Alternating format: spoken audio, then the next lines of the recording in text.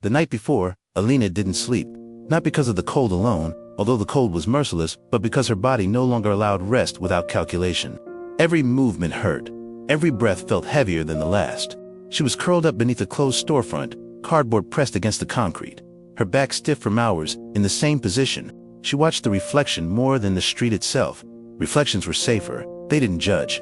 Her belly shifted as the baby moved. A sharp, unmistakable reminder that she was no longer just surviving for herself. "Easy," she whispered, pressing her palm against the curve of her stomach. The baby responded with a soft kick. Alive, present, unaware of the negotiations happening every minute between hunger, fear, and endurance. Alina counted time differently now. Not in hours. In sensations. How long until the numbness in her feet became pain? How long until the hunger turned into dizziness? How long until she would have to stand up again just to keep blood moving? She had learned that stillness was dangerous. On the streets, stillness made you invisible, and invisibility invited things she didn't want to remember. She stood slowly, bracing herself against the metal shutter. Her legs trembled. 7 months pregnant. No bed. No door to lock. No certainty that tomorrow would be easier than today. She had once worn scrubs and comfortable shoes, had complained about long shifts, had dreamed small, reasonable dreams. Now she dreamed of bread that wasn't stale, of soup that was still warm, of sitting down without calculating how to stand up again. The city didn't know her story. It never asked. People passed by, wrapped in coats, faces buried in phones, ears protected by headphones that sealed them off from anything inconvenient. Alina didn't blame them. She had once walked like that too. A memory surfaced uninvited. The hospital corridor, the smell of antiseptic, the sound of monitors, a patient's hand gripping hers. Am I going to be okay? She remembered lying, not out of cruelty, out of ignorance. The lie haunted her more than the hunger ever did. She shifted her weight and winced. The baby moved again. "I'm trying," Alina whispered. "I really am." Her voice cracked, but she didn't cry. Crying took energy. Energy was currency now. By early morning, the cold seeped deeper. Alina walked, slowly, step by step, not toward anywhere specific, just away from where she had been. Movement kept her awake, kept her visible, kept her from sinking into the kind of exhaustion that felt dangerous. She passed bakeries that wouldn't open for hours, restaurants preparing for the day, and then she saw it. The side entrance of a high-end restaurant. She knew that door. Not by name, by pattern.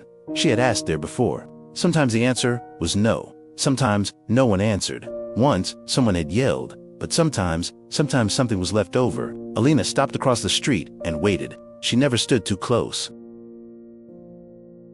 Never wanted to look like she expected anything. Expectation was risky. Disappointment was heavier than hunger. As the sky began to lighten, her body sent a warning, a tightening low in her abdomen. Not strong, not rhythmic, but enough to make her pause. She leaned against a wall, breathing slowly. "Not yet," she murmured. "Please, not yet." The sensation passed. For now, she adjusted her coat, pulled it tighter around her belly, and waited. She didn't know who would come out. She didn't know if anyone would answer. She only knew that, today, she would ask one more time. Not for money, not for pity, just for what might otherwise be thrown away. When the door finally opened, warm air escaped into the cold morning, and Alina stood, slowly, carefully, gathering what little strength she had left. She took one step forward, and prepared herself to ask the question that would change everything. Hello, dear friends of the Tales of Emotion channel. Today, I'm going to tell you a story that will touch every fiber of your heart, a story about hunger, pride, silence, and a choice that changed everything. The city woke up early that morning, not because it was a special day, but because survival never waits. The streets were still damp from the night rain, reflecting the streetlights like open wounds on the asphalt. People walked fast, heads down, eyes fixed on their own invisible urgencies. No one looked down. Looking down meant seeing too much, and seeing too much required feeling. She was sitting near the side exit of a luxury restaurant. One of those places where revolving doors never stop spinning, and the smell of hot food crosses the entire street. It wasn't the main entrance. At the front, people expected glamour. On the side, they expected silence. She knew that. She wasn't there by accident. The woman's name was Alina, or at least, that was how she still introduced herself to herself, so she wouldn't forget who she had been before everything fell apart. Her belly, large and heavy, pushed the old coat forward. The fabric was worn, the zipper broken weeks ago. Underneath, she wore 2 thin sweaters, neither strong enough to fight the cold of that early morning. She breathed deeply with every movement. Not for drama, for necessity. The pregnancy was already past 7 months, and every minute standing was a silent negotiation between her body and her will to keep going. She didn't ask for money. She never did. Money came with stares. Stares came with judgment. And judgment came with questions she no longer had the strength to answer. She asked for only one thing: food. When the side door of the restaurant opened, Alina slowly stood up, pressing one hand against the cold wall. The smell that escaped made her stomach tighten painfully. Hot meat, fresh bread, coffee. She swallowed hard. The man who stepped out wore a perfectly tailored dark suit. He didn't draw attention by excess, but by something far more dangerous: expensive discretion. A watch too simple for those who truly understood luxury. Shoes too clean for someone who rarely walked. He was speaking on the phone. Serious, impatient. She waited. She always waited. When he ended the call, Alina took a small step forward. Her voice came out low, controlled, without demand. Did anything get left over? The question hung in the air. It wasn't, "Can you help me?" It wasn't, "Do you have money?" It wasn't, "Look at me." It was simply, "Did anything get left over?" The man stopped, out of habit perhaps, out of reflex. Owner of restaurants, buildings, healthcare companies, used to large requests, fake stories, aggressive demands, but that question, it didn't ask for anything that belonged to him. It asked only for what the world usually threw away. Arthur opened his mouth to respond automatically.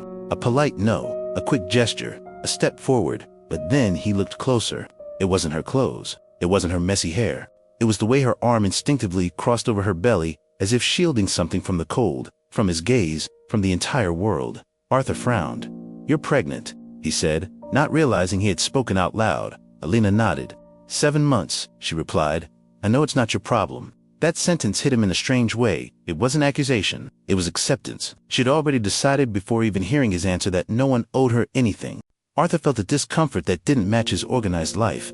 He donated millions every year, had foundations, programs, reports. But this woman didn't fit into any spreadsheet. "Wait here," he said suddenly. Alina's eyes widened.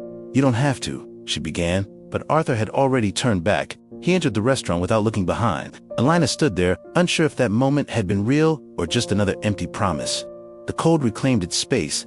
Minutes later, Arthur reappeared, with a bag, not small, not scraps.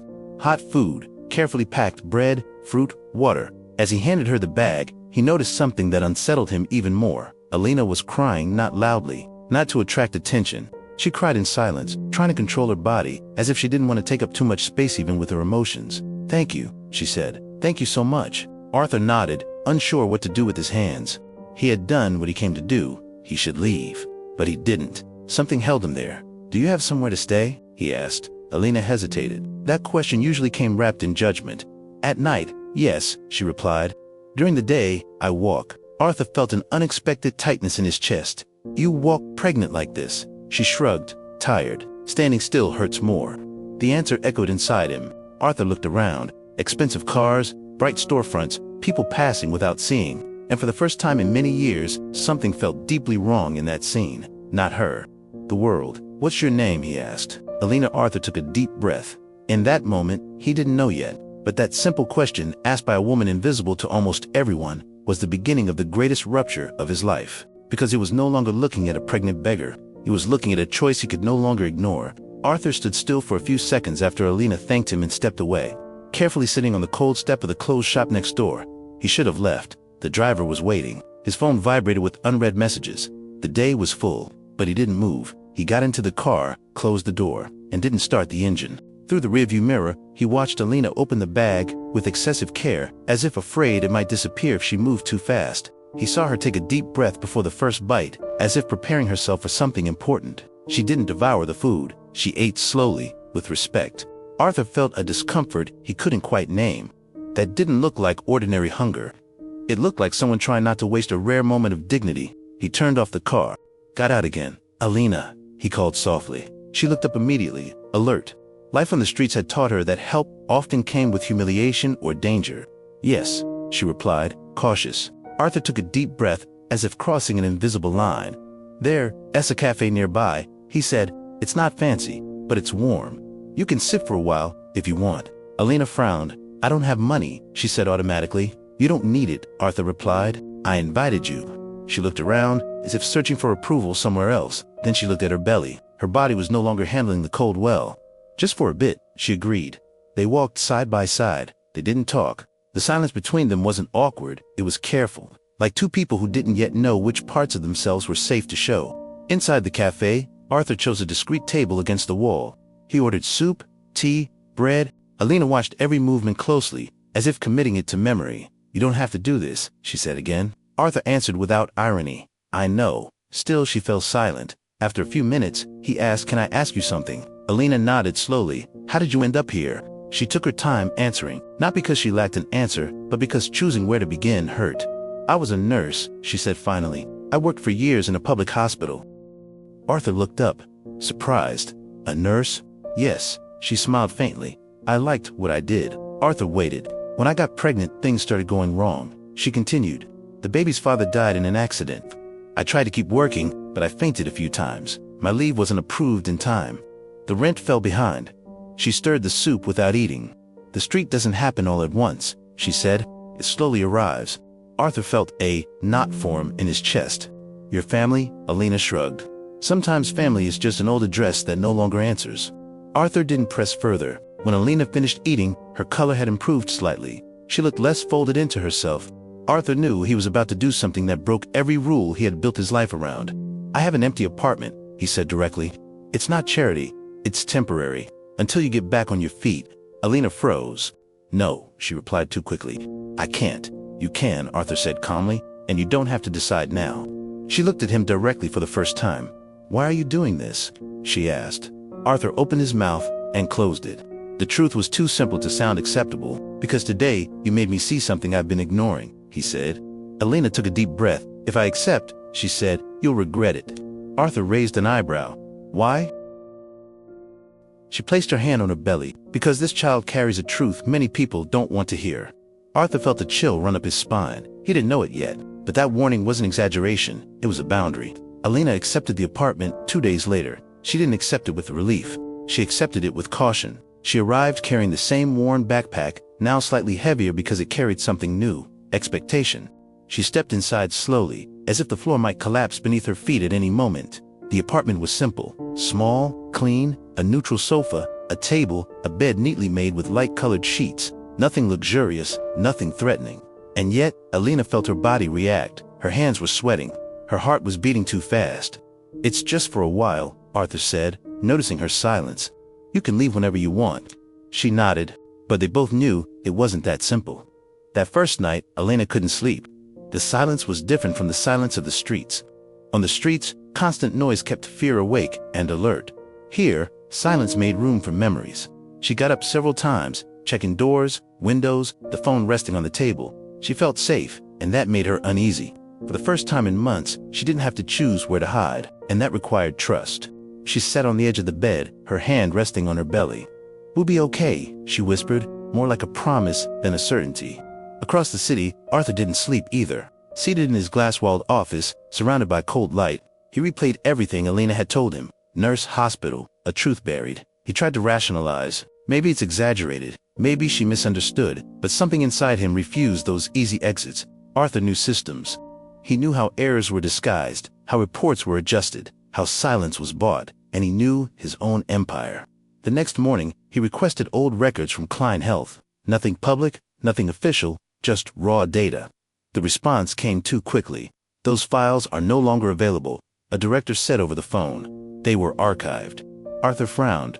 "Archived? Where?" "Silence, Arthur." The voice lowered. "Some things are better left alone." The call ended. Arthur stared at the phone. That was when he understood it wasn't only Elena's past at risk. At the apartment, Elena tried to build a routine. She organized the kitchen, folded the few clothes she owned, walked through the rooms as if measuring invisible boundaries. Every small gesture was an attempt to convince her body that this was real. She scheduled a medical appointment, went alone. In the waiting room, she saw other pregnant women accompanied by partners or family. Conversations about names, nurseries, futures. She stayed quiet. When the doctor asked if someone was with her, she answered simply, "Not today." And yet, she didn't feel completely alone. That scared her. Arthur began to show up more often, not as a savior, as a steady presence. He brought groceries, asked if she had slept well, didn't ask too many questions, until one rainy afternoon, Alina broke the silence. "The hospital where I worked," she began sitting at the table. "It belongs to your group, doesn't it?" Arthur felt his stomach tighten. "It does," he replied. "Why?" She took a deep breath. "That's where everything started." She spoke slowly. About ignored protocols. Medications replaced with cheaper alternatives. patients worsening without clear explanations. I reported it internally, she said. Then I went to a doctor who believed me. Arthur looked at her closely. The baby's father, she added. The silence that followed was heavy. He died shortly after, Alina said quietly. An accident, they said. Arthur felt a chill crawl up his spine. Do you have proof, he asked. She shook her head. Not anymore. It disappeared. But the truth didn't disappear with it. She placed her hand on her belly. It's here. Arthur understood, in that instant, what Alina had meant when she warned him he would regret helping her. That child wasn't just a life, it was a threat. That same night, Arthur received a call, unknown number. You're getting involved in something that doesn't concern you. A calm voice said. Arthur took a slow breath. Everything that happens in my companies concerns me. The voice laughed softly.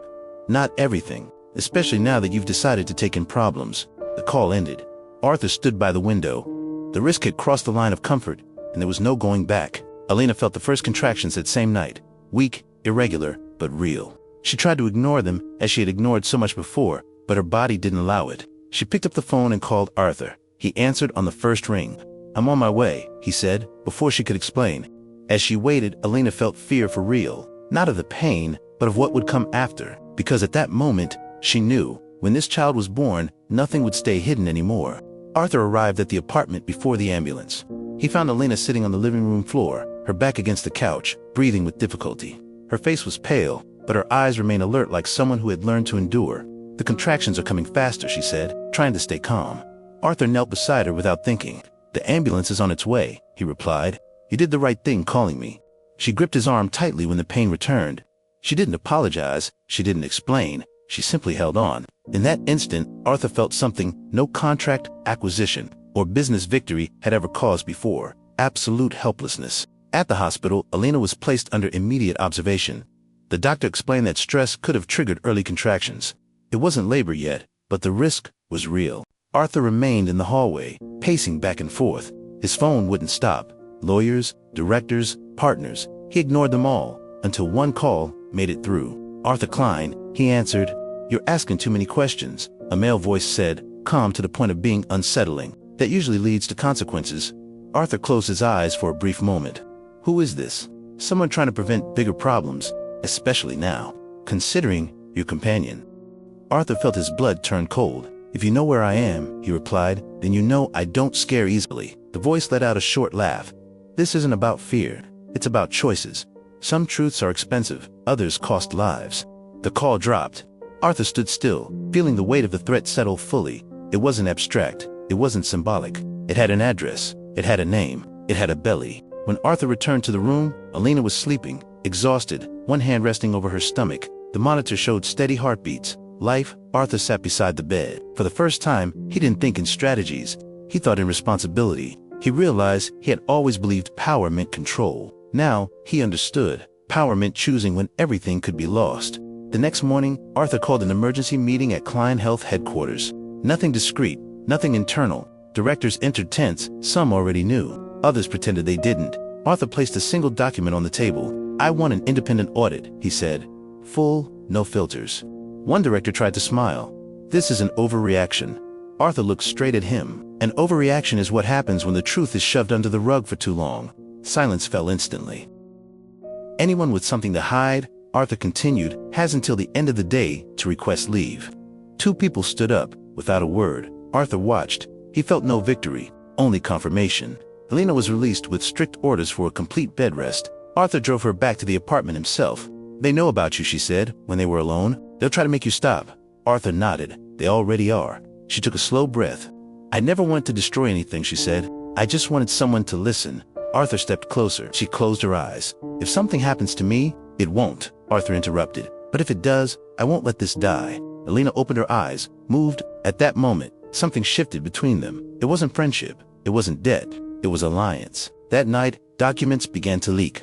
Old reports, numbers that didn't match, forgotten testimonies. The press sensed something big, and Arthur Klein found himself at the center of the storm.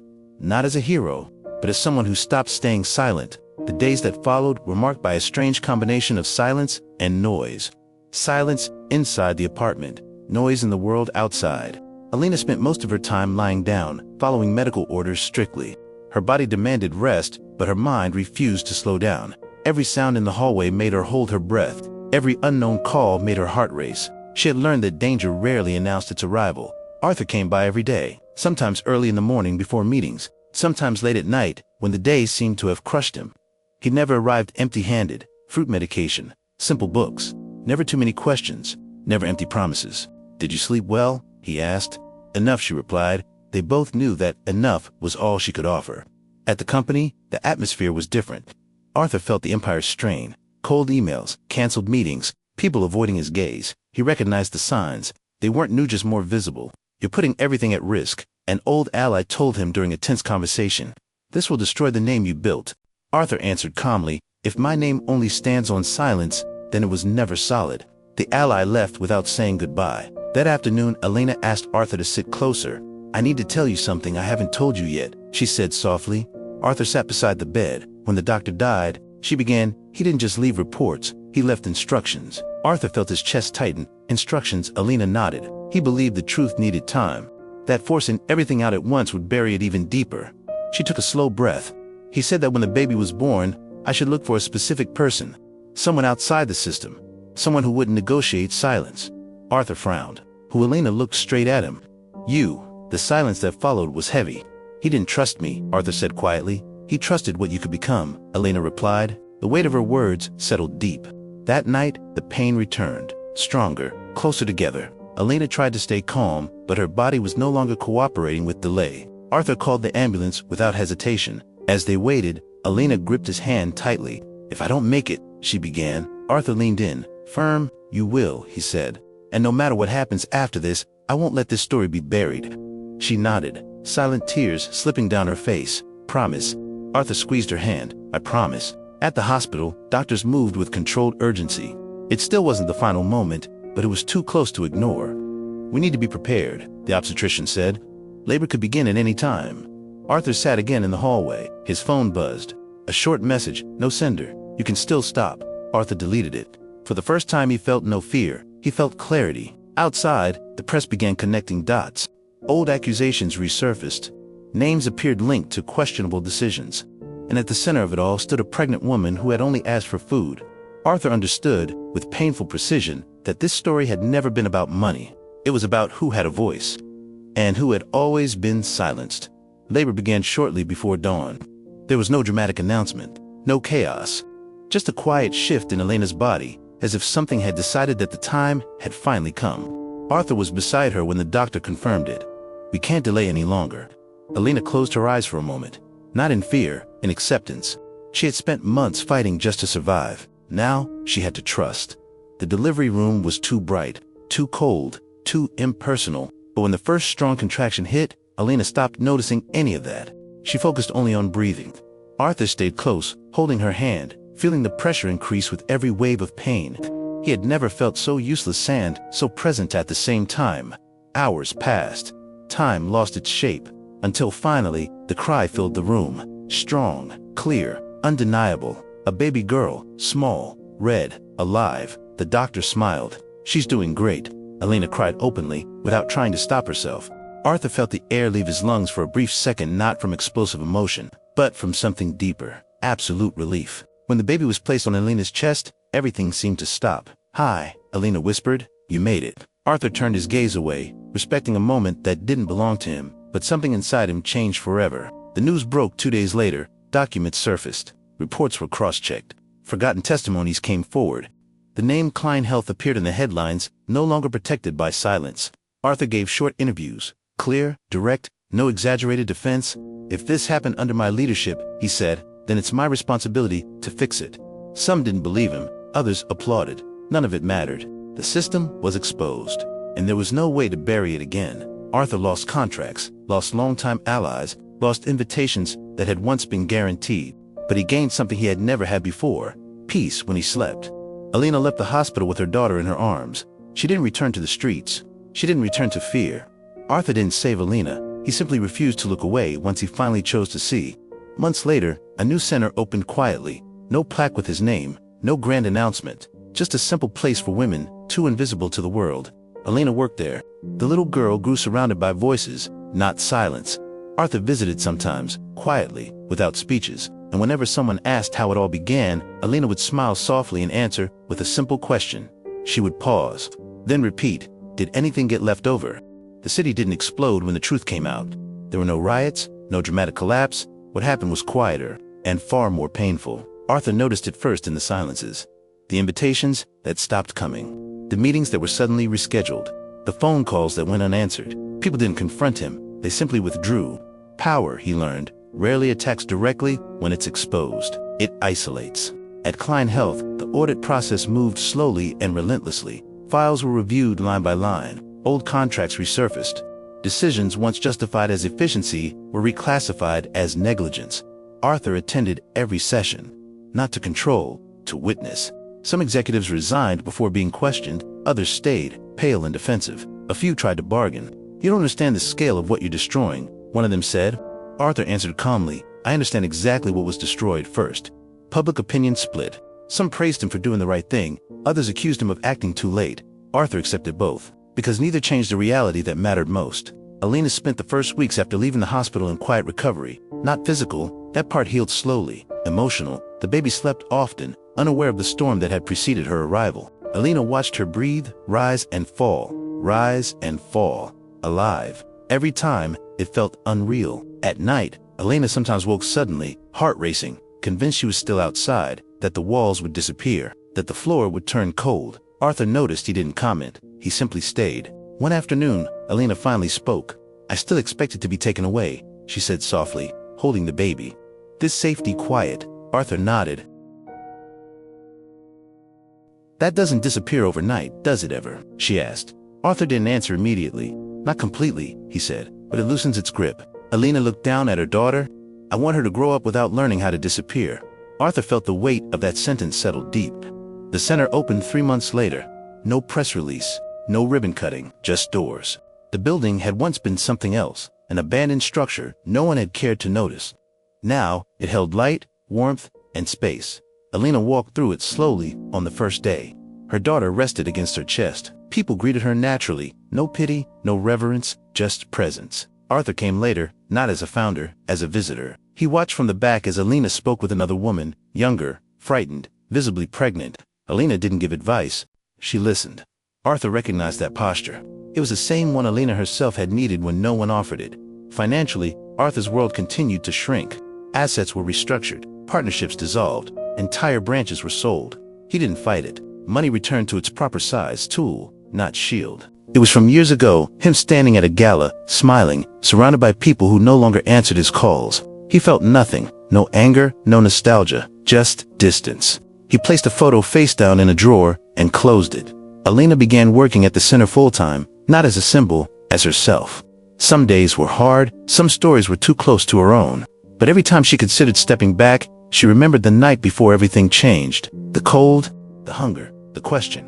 One evening, Arthur stopped by, unannounced. The center was quiet. Alina was feeding her daughter near the window. They sat in silence for a while. "Do you regret it?" Alina asked suddenly. Arthur knew what she meant. "No," he said, "but I understand the cost now." She nodded. "I don't regret it either." They shared a quiet smile. Not relief, recognition. Outside, the city continued as it always had. People rushed, ignored, passed by.